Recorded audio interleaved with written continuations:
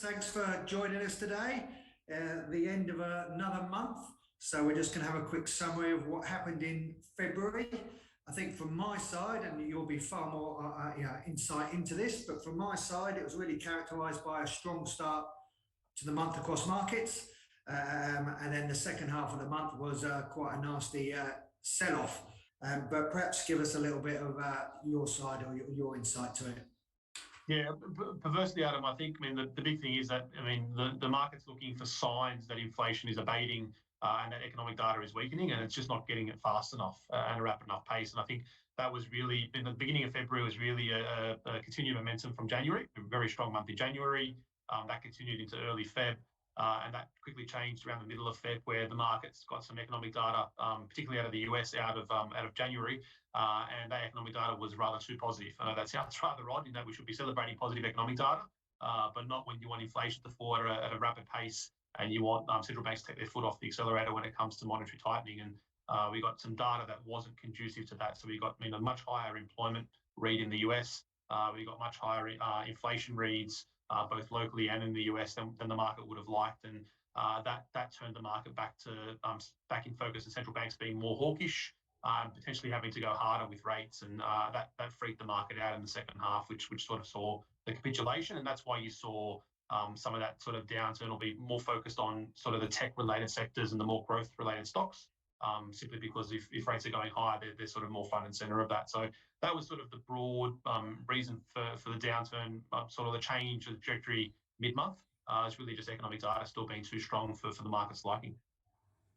While we're talking economic data overseas then, the new jobs report from the US, as you mentioned, the market didn't like that the data came back too strong, but tell us a little bit about that. Yeah, there's obviously seasonality in jobs data in the US, and because they do report data very frequently, there's always revisions to that data. And in the US, they do second and third revisions, so they do revise things aggressively over time. But the jobs report in January showed an increase in new jobs of over 500,000 jobs, and that's a big monthly number. Prior to that, we'd sort of been slowing in terms of the number of new jobs being added per month, and they were sort of down into the 150 to 160,000 per month. And then we got that bump in January. Now, like I said, some of that might be seasonal in the sense that you're coming off the Christmas period, but it's still a very large number. And even if it did have revisions, it's unlikely to see it drop back down to where it was sort of trending pre-January. So that obviously supports the strength in the US jobs market argument. And the central bank there really needs to see a capitulation in the job market before it can start to slow the pace of rate hikes or even potentially pause. And that caused the market to fret in terms of that data point. On the inflation side, it was really just about the fact that whilst consumption inflation is falling, services inflation really isn't falling. And that sort of feeds into the strong employment data. If you look at what services inflation consists of, it's really wages. And there's some concern there that wages growth has become rather entrenched in terms of services inflation and isn't dropping quick enough. Okay. And a little bit closer to home, the RBA's been quite hawkish with recent statements. Yeah, there was a lot of wordsmithing in the last statement, as there usually is, but market read the statement fairly aggressively in terms of significant comparison points to the last few statements. And there was some keywords taken out by the RBA, which seemed to imply that if you look back to sort of November and December statements, they seem to be sort of mentioning that they were coming towards the back end of a rate hiking cycle and looking to start thinking about pausing. So, they obviously started to consider in November, December, potentially no rate increases.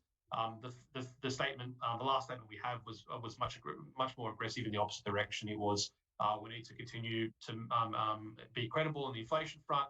We need to continue fighting inflation. So any sort of rhetoric or perception the market had about them pausing soon had sort of been put off at the last statement, and that caused some concerns locally with regard to equity market sentiment. And lastly, I guess we're still in reporting season here and in the US. I know the reporting's been a little bit mixed between here and the US, but perhaps tell us a little bit about that. Yeah, US reporting season for the largest companies is completed, and whilst it wasn't the best season for the US, it was definitely poorer than the same time last year. It was actually better in most cases than expectations. So expectations were really low going into US reporting season, and it actually in the majority actually beat those expectations. but definitely a downgrade on the last reporting season. So we've still got that downgrade cycle playing out in terms of earnings in the US, but like I said, better than expected. Australia hasn't finished their reporting season thus far, but from what we've seen and from the people we've spoken to, it's been a pretty poor reporting season so far. In the Australian context. So there is some contrast and separation there between both Australia and the US, where the US, when we speak to people, was mostly flagged as an okay reporting season with some potential downgrades still to come for certain sectors, where in the Australian reporting season update, it seems to be rather poor at this point in time. So I'd agree with your sort of very mixed statement. Some clear winners and losers, but on the whole, I think versus expectations, a little bit poorer than expected thus far.